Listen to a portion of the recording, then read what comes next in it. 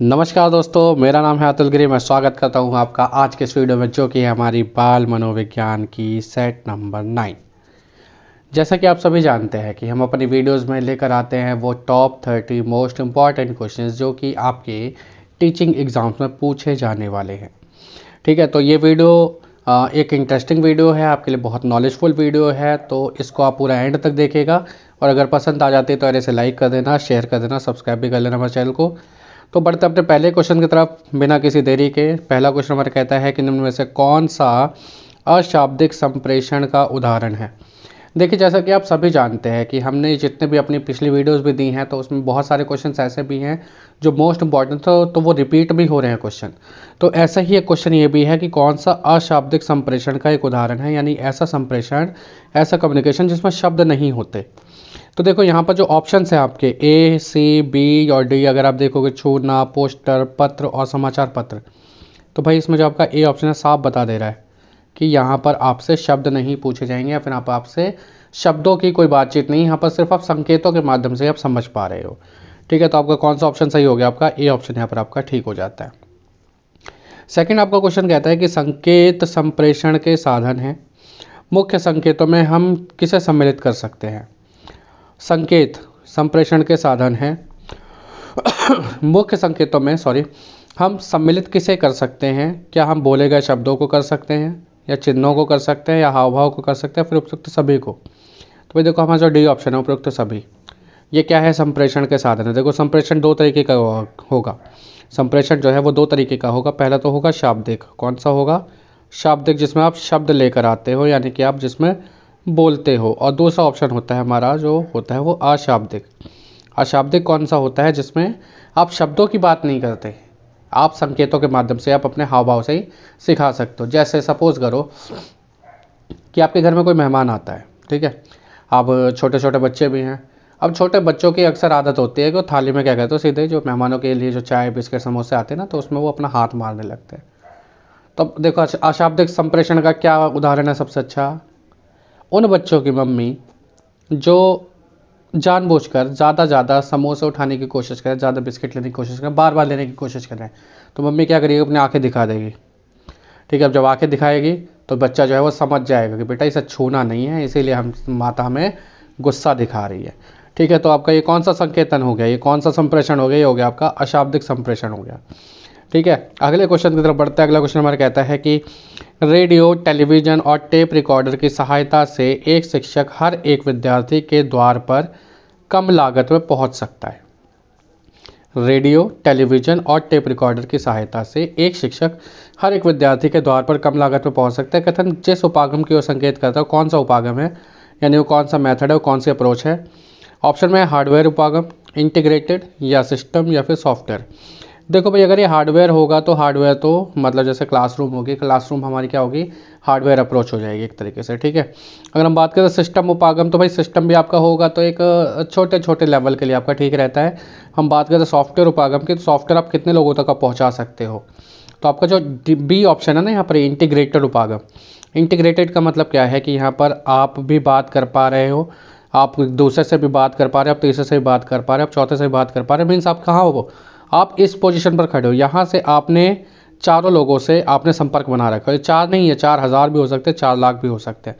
ठीक है ना, तो ये हमारा क्या हो गया? हमारा इंटीग्रेटेड उपागम हो गया। ठीक है, अगले क्वेश्चन की तरफ बढ़ते हैं। अगला क्वेश्चन हमारा कहता है कि निम्न में से कौन सा प्रणाली उपागम की रूपरेखा का भाग नहीं है। प्रणाली उपागम की रूपरेखा का भाग नहीं है। प्रणाली उपागम क्या होती है? जहाँ पर हम एक मेथड में समझ रहे हैं, फिर हम एक सिस्टम में समझने की कोशिश करें, जैसे हम कहते हैं सिस्टमैटिक अप्रोच कौन सी नहीं है यहाँ पर? क्या विद्यार्थी का पूर्व व्यवहार पहचानना, उद्देश्यों का विश्लेषण, उपयुक्त माध्यम का चयन, या फिर उपचारात्मक अनुदेशन की व्यवस्था? देखो, जो भी आपका सिस्टमैटिक अप्रोच होगी उसमें क्या होगा? पहले हम बच्चे का ये जानेंगे कि बच्चे को पहले से क्या आता है। दूसरा हम ये जानेंगे कि हमने जो उद्देश्य लिए हैं उसका विश्लेषण किया जाए, और उपयुक्त माध्यम का चयन किया जाए उस बच्चे के अधिगम के लिए। तो आपका जो डी ऑप्शन है यहाँ पर गलत है।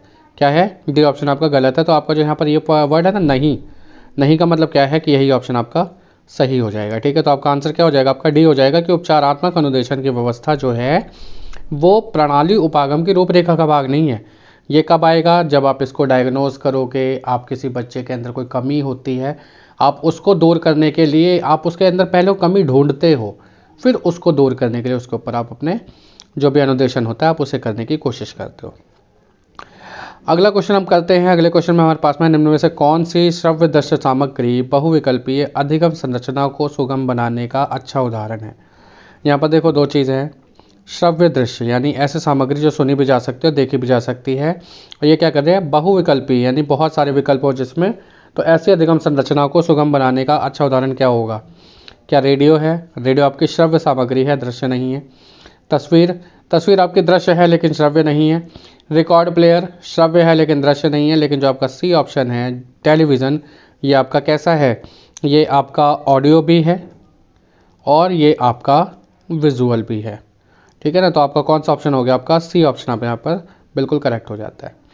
अगला क्वेश्चन आप देखोगे, इस क्वेश्चन में कहता है कि निम्न में से कौन सी कंप्यूटर सहायता प्राप्त अनुदेशन की मूल मान्यता नहीं है।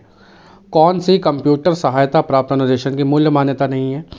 एक ही समय पर अनेक शिक्षार्थियों को अनुदेशन प्रदान करना, शिक्षार्थी की निष्पत्ति को स्वयं लिपिबद्ध करना, शिक्षक एवं शिक्षार्थी के मध्य अंतःक्रिया, या फिर तकनीक के प्रयोग में विविधता। कंप्यूटर का जब भी कभी आप यूज़ करते हो तो कौन सी ऐसी चीज़ है जो आपकी नहीं हो पाती। एक ही समय पर अनेक शिक्षार्थियों को अनुदेशन प्रदान करना है। डायरेक्शंस आप दे सकते हो, यस आप दे सकते हो। शिक्षार्थी की जो भी परेशानी है या जो भी उसकी जो प्रॉब्लम है या उसका जो समाधान निकलता है आप उसे लिपिबद्ध कर सकते हो। जी हाँ, आप कर सकते हैं स्वतः, मतलब ऑटोमेटिकली। शिक्षक और शिक्षार्थी के मध्य अंतःक्रिया, भाई अंतःक्रिया नहीं हो पाती। ऑनलाइन जो एजुकेशन है यहाँ पर एक ही चीज़ की कमी है, यहाँ पर आप ना इंटरेक्शन नहीं कर पाते। क्या नहीं कर पाते आप, इंटरेक्शन नहीं कर पाते। हालांकि अब की जो नई नई जो टेक्निक्स आ रही हैं, जैसे हम कह सकते हैं अभी यूट्यूब है या फिर आपके जूम क्लासेस हैं या आपकी बहुत सारी ऐसी क्लासेस जिसमें एक जिसमें एक इंटरेक्शन ना लाने की कोशिश की जा रही है, कमेंट्स के माध्यम से, लाइक्स के माध्यम से, या फिर जैसे हम कहते हैं लाइव चैट के माध्यम से। लेकिन वो भी अभी पूरे हद तक सब कुछ ठीक ठीक नहीं है। ठीक है, लेकिन तो इसलिए हम कह सकते हैं कि इंटरेक्शंस की कमी तो यहाँ पर रहती है। तो अंतःक्रिया की आपकी यहाँ पर कमी है, तो मीन्स क्या है, ये आपकी मूल मान्यता नहीं है। तो आपका जो सी ऑप्शन है वो आपका यहाँ पर करेक्ट हो जाता है। मीन्स जो सी ऑप्शन है वो हमारे यहाँ पर आंसर हो जाएगा। ठीक है, तकनीक के प्रयोग में विविधता, भाई देखो कंप्यूटर यूज़ करोगे तो ये तो आता ही आता है। अगला क्वेश्चन आपका कहता है कि सूचना संप्रेषण तकनीकी में क्या क्या चीज़ें आती हैं। इंफॉर्मेशन एंड कम्युनिकेशन टेक्नोलॉजी में क्या क्या चीज़ें आएंगी। क्या इंटरनेट आएगा, क्या शैक्षिक दूरदर्शन आएगा, क्या ईमेल आएगा, फिर उपयुक्त सभी आएगा। भाई उपयुक्त सभी यहाँ पर हमारा बिल्कुल सटीक ऑप्शन है। बिल्कुल एक जैसे हम कहते हैं कि बच्चों वाला सवाल है, इसे कोई भी सॉल्व कर सकता था, लेकिन ठीक है हमने आपको बता दिया क्योंकि मोस्ट इंपॉर्टेंट क्वेश्चन में आ जाता है। क्योंकि आईसीटी में जब भी क्वेश्चन बनते हैं तो ऐसे ही बनेंगे। अगला क्वेश्चन आपका कहता है कि संवेगात्मक बुद्धि के संप्रत्यय में योग्यता सम्मिलित नहीं है। संवेगात्मक बुद्धि के संप्रत्यय में कौन सी योग्यता ऐसी है जो सम्मिलित नहीं है। ऑप्शन में है संवेगों को समझने की, संवेगों को नियंत्रण करने की, संवेग उत्तेजित करने की, या फिर संवेग मूल्य निर्धारण और अभिव्यक्त करने की। संवेगों को समझने की का मतलब है कि आप अपने इमोशंस को आप समझ सकते हैं। सामने वाले का जो भी इमोशन है आप समझ सकते हैं कि वो गुस्सा है, वो उदास है, या फिर वो खुश है, या फिर रो रहा है, तो ये आप इसे समझ सकते हैं। संवेगों को नियंत्रण करने के आप उसे कंट्रोल भी करना सीख सकते हैं। आप उसे कंट्रोल करवा भी सकते हैं और आप उसे कंट्रोल कर भी सकते हैं। संवेग मूल्य निर्धारण और अभिव्यक्त करने की, हाँ जी, आप इमोशन को दिखा सकते हो किसमें, संवेगात्मक बुद्धि के संप्रत्यय में। लेकिन यार आप उसे उत्तेजित करना थोड़ी नहीं सिखाओगे किसी को। ऐसा थोड़ी नहीं कि भाई मैं तुझे गुस्सा दिला रहा हूँ, चल गुस्सा होके दिखा, ऐसा नहीं होता ना। तो आपका जो सी ऑप्शन है वो यहाँ पर बिल्कुल हमारा सही ऑप्शन हो जाएगा, क्योंकि इसने क्या पूछा, इसने नहीं पूछा है। ठीक है, अगला क्वेश्चन हमारा कहता है कि यदि किशोर शिक्षार्थी अभिभावक और शिक्षक द्वारा बार बार तिरस्कार और तंग किए जाते हैं तो इससे क्या उत्पन्न होगा। यानी बच्चा कैसा है, बच्चा किशोर शिक्षार्थी, यानी कौन सी एज हो गई आपकी, ये जिसे हम कहते हैं 11 वर्ष से लेकर स्टार्ट हो गई, 20 के बीच की एज है। इस एज में अगर माता पिता और शिक्षक अगर दोनों के दोनों क्या करेंगे, बार बार तिरस्कार करेंगे या फिर उसे तंग करेंगे, तो क्या होगा बच्चे के अंदर में, क्या हीनता की भावना आएंगी, क्या मस्तिष्क विकार हो जाएगा, क्या भय की भावना आएंगी, या फिर मानसिक अवरोध आएगा। मस्तिष्क विकार तो यहाँ पर कोई मतलब बनता ही नहीं, क्योंकि बच्चा कैसा, बच्चा किशोर है। मानसिक अवरोध आने का भी कोई मतलब नहीं है, बच्चा कैसा, बच्चा किशोर है। भय की भावना, भाई जब किशोर है तो डरेगा तो नहीं, तो क्या हो जाएगा, हीनता की भावना आएगी। वो हो सकता है वो अपने आप को आपसे कमतर आंकने के, दूसरों से कमतर आंकने की कोशिश करने लग जाए। ठीक है, तो ये इसीलिए हम कहते हैं कि जब भी चाहे वो जो एक एडोलेसेंस की जो एज होती है ना, वो सबसे अलग एज होती है। तो उसको आपको कंट्रोल करना होता है, उस समय पर आप अपने इमोशंस को आप कंट्रोल कर सकते हैं। ठीक है। अगला क्वेश्चन आपका कहता है कि एक शिक्षक जो शिक्षण अधिगम के प्रति निर्मितवादी उपागम अपनाता है, एक शिक्षक जो शिक्षण अधिगम के प्रति निर्मितवादी उपागम अपनाता है, विद्यार्थी को प्रोत्साहित करता है क्या करने के लिए? शिक्षण अधिगम के प्रति निर्मितवादी उपागम। निर्मितवादी उपागम क्या है? निर्मितवादी का मतलब होता है आप अपने ज्ञान का निर्माण कर रहे हैं, और ज्ञान का निर्माण किसने करवाया था सबसे पहले? अभी आपको सीधे नहीं पता चलेगा, लेकिन जिसने भी संज्ञानात्मक विकास की सबसे पहले बात की है, यानी कि जीन पियाजे, उन्होंने इस अप्रोच को स्टार्ट किया था। तो ये किसके लिए करेगा विद्यार्थी? क्या समस्या को हल करने के लिए करेगा, या तथ्यों को याद करने के लिए करेगा, या घटनाओं को पहचानने के लिए करेगा, या अन्य के साथ सहयोग देने के लिए करेगा? क्या देने के लिए करेगा? सहयोग देने के लिए करेगा। तो भाई देखो, यहाँ पर जो हमारा है निर्मितवादी उपागम जब भी करेगा तो बच्चा किसके लिए करेगा? मेन वो किसी प्रॉब्लम को हल करेगा क्या? नहीं। क्या वो तथ्यों को याद करने के लिए करेगा? बिल्कुल भी नहीं। घटनाओं को पहचानने के लिए करेगा? वो अन्य के साथ सहयोग देने के लिए। क्या है? अन्य के साथ सहयोग देने के लिए, उसके साथ में ये अपने ज्ञान का निर्माण करेगा। तो आपका जो यहाँ पर डी ऑप्शन है वो आपका करेक्ट ऑप्शन हो जाता है। अगला क्वेश्चन आपका कहता है कि सीखना आवश्यकता की पूर्ति की प्रक्रिया के द्वारा होता है। हल का यह कथन संबंधित है किस चीज़ से? सीखना आवश्यकता की पूर्ति के प्रक्रिया के द्वारा होगा। हल कह रहे हैं यहाँ पर सीखने के सूझ के सिद्धांत से, या फिर प्रबलन के सिद्धांत से, या फिर संबद्ध प्रतिक्रिया के सिद्धांत से, या फिर प्रयत्न और भूल के सिद्धांत से। आवश्यकता की पूर्ति, भाई आवश्यकता होगी तभी आप सीखने की कोशिश करोगे। तो कौन सा सिद्धांत हो गया आपका? प्रबलन का सिद्धांत हो गया। हल ने दिया था ये रीइंफोर्समेंट का सिद्धांत दिया था। इन्होंने बताया था कि रीइंफोर्समेंट दो तरीके की होती है, एक होती है आपकी पॉजिटिव और एक होती है आपकी नेगेटिव। पॉजिटिव रीइंफोर्समेंट कब दी जाती है? जब आप किसी काम को और ज़्यादा कराने के लिए आप इच्छुक हो। जैसे सपोज करो कि बच्चा अच्छा परफॉर्म कर रहा है एग्ज़ाम में और आप चाहते हैं कि वो और ज़्यादा अच्छा परफॉर्म करे, तो क्या होगा? आप पॉजिटिव रीइंफोर्स करेंगे आप बच्चे को। लेकिन बच्चा अगर सपोज करो कि चोरी करना सीख गया है गलती से या किसी भी कारण से, तो आप उसे नेगेटिव तरीके से रीइंफोर्स करेंगे ताकि वो उस चोरी करने की जो आदत है उसको छोड़ दे। ठीक है। अगला क्वेश्चन आपका कहता है कि कोई भी मनोवैज्ञानिक बाधा एक किशोर विद्यार्थी की निपुणता एवं प्रभावशीलता को न्यून कर सकती है और उत्पन्न कर सकती है क्या? कोई भी मनोवैज्ञानिक बाधा एक किशोर विद्यार्थी की निपुणता एवं प्रभावशीलता को न्यून कर सकती है और उत्पन्न कर सकती है। वो क्या कर सकती है? क्या अस्थायी निम्न उपलब्धि प्रतिमान विकसित करेगी, या फिर घनिष्ठ मित्र से अलगाव करेगी, या परिवार के सदस्यों से कुसमायोजन करेगी, या फिर उपयुक्त सभी। तो आपका जो डी ऑप्शन है उपयुक्त सभी, ये आपका बिल्कुल करेक्ट ऑप्शन हो जाता है। अगला क्वेश्चन आपका कहता है कि गैने के अनुसार विद्यालय विषयों का अधिकांश अनुदेशन सीखना प्रयोग से संबंधित होता है। गैने के अनुसार विद्यालय विषयों का अधिकांश अनुदेशन किस प्रयोग से होता है?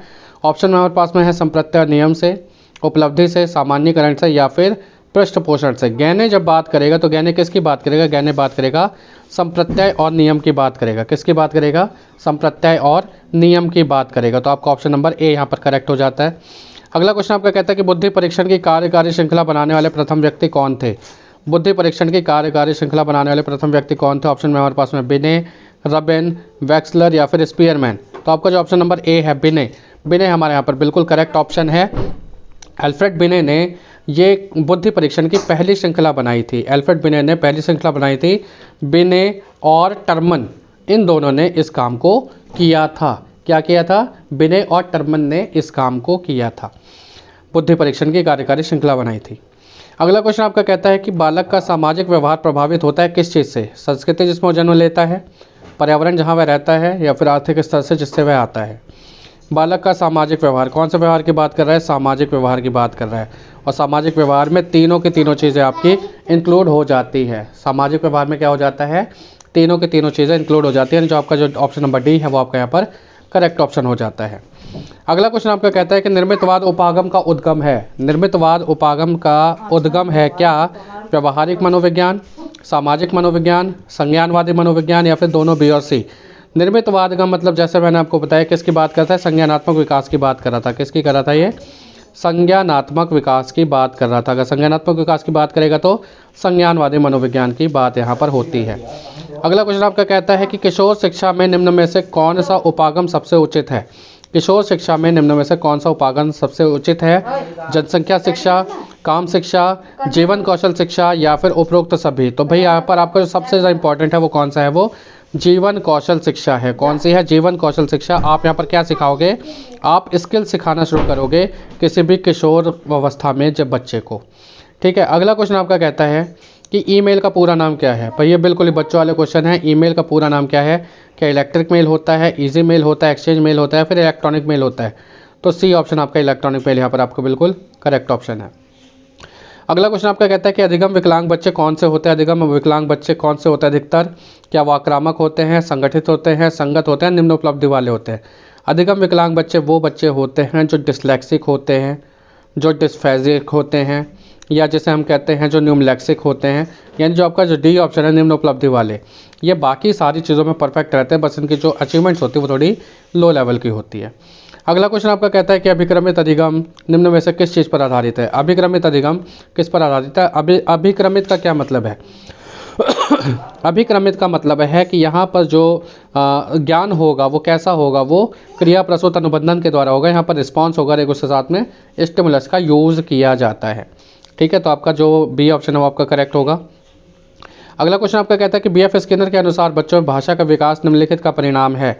बीएफ स्किनर के अनुसार बच्चों में भाषा का विकास निम्नलिखित का परिणाम है। व्याकरण में शिक्षण, अनुकरण पुनर्बलन, अंतर्जातीय योग्यता या फिर परिपक्वन। तो भाई जब स्किनर ने बात की तो स्किनर ने किसकी बात की? स्किनर ने अनुकरण और पुनर्बलन की बात कर रखी है।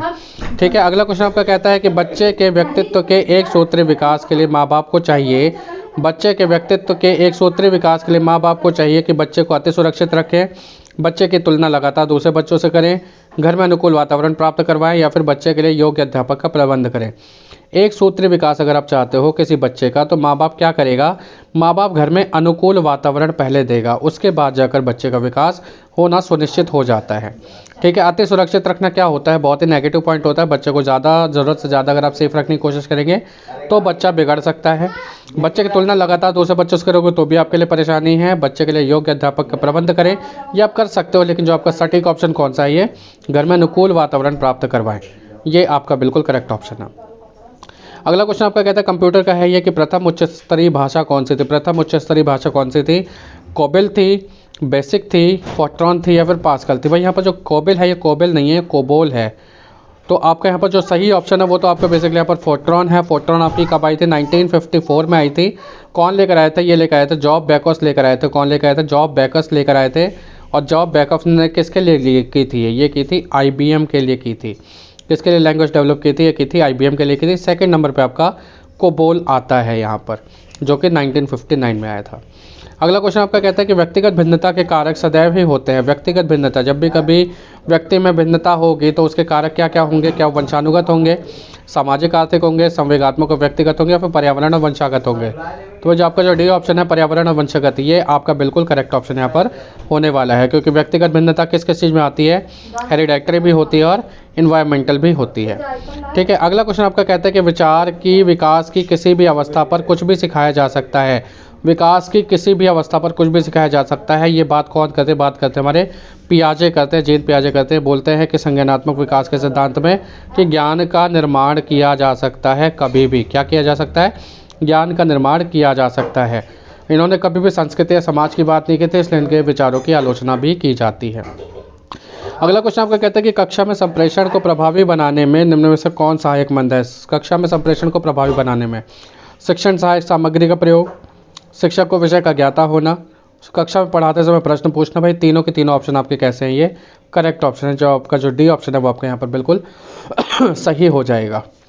अगला क्वेश्चन आपका कहता है कि सूचना प्रौद्योगिकी में क्या क्या सम्मिलित है? सूचना प्रौद्योगिकी में क्या क्या सम्मिलित है? ऑनलाइन सीखना, एडोसेट के माध्यम से सीखना, वेब आधारित सीखना है, फिर उपरोक्त सभी। तो आपका जो डी ऑप्शन है उपरोक्त सभी, ये आपका बिल्कुल करेक्ट ऑप्शन होता है, क्योंकि तीनों के तीनों क्या हैं? ये आपके ICT का ही पार्ट है, ICT का ही पार्ट है। अगला क्वेश्चन आपका कहता है कि अनुबंधन होने के लिए घटनाओं का उपयुक्त क्रम कौन सा है? अनुबंधन होने के लिए आप चाहते हैं कि कोई भी जो चीज़ है आप उसके साथ अनुबंधित हो सके, तो उसके लिए आपका क्या क्या ऑप्शन है? क्या USURCR या CSCRUR या CSUSUR या फिर URUSCS? भाई देखो, सबसे पहले आपको कंट्रोल्ड स्टिमुलस मिलेगा, उसके बाद वो स्टिमुलस अनकंट्रोल्ड में कन्वर्ट होगा और बाद में एक अनकंट्रोल्ड रिस्पॉन्स मिलता है। तो आपको जो C ऑप्शन है यहाँ पर वो बिल्कुल करेक्ट हो जाता है। अगला क्वेश्चन आपका कहता है कि प्रत्यय संप्राप्ति प्रतिरूप दिया है। प्रत्यय संप्राप्ति प्रतिरूप किसने दिया है? क्या ऑसुबेल ने दिया है, ब्रूनर ने दिया है, पियाजे ने दिया है, फिर डीवी ने दिया है? भाई प्रत्यय संप्राप्ति यानी कॉन्सेप्ट वाला जो मेथड था वो किसने दिया था? वो हमारे ब्रूनर साहब ने दिया था। ब्रूनर साहब ने बोला था कि जो क्या कहते हैं हमसे कॉन्सेप्ट होते हैं इसको आप एक प्रॉपर एक मेथड से क्या स्टेप वाइज आप इसको बना सकते हैं। ठीक है, अगला क्वेश्चन आपका कहता है, अगला क्वेश्चन जो कि आज का हमारा लास्ट क्वेश्चन भी है, वो कह रहा है कि पावलोव और स्किनर निम्न में से किससे संबंधित थे? पावलोव और स्किनर ने क्या किया था? प्राचीन अनुबंधन का सिद्धांत दिया था और नैमित्तिक अनुबंधन का सिद्धांत दिया था। तो ये किससे संबंधित है? क्या संरचनावाद वाले हैं? नहीं, ये ज्ञान का निर्माण नहीं करवाते। क्या प्रकार्यवाद वाले हैं? नहीं, ये बिल्कुल भी नहीं कहते कि मन का विज्ञान है। ये है किससे संबंधित? यह व्यवहारवाद से संबंधित है। इन्होंने कहा कि बिहेवियर आपका बहुत ज़्यादा ज़रूरी होता है। ठीक है, गेस्टाल्ट मनोविज्ञान यहाँ पर आपका बिल्कुल गलत ऑप्शन, आपका जो सही ऑप्शन कौन सा है वो सी ऑप्शन होने वाला है।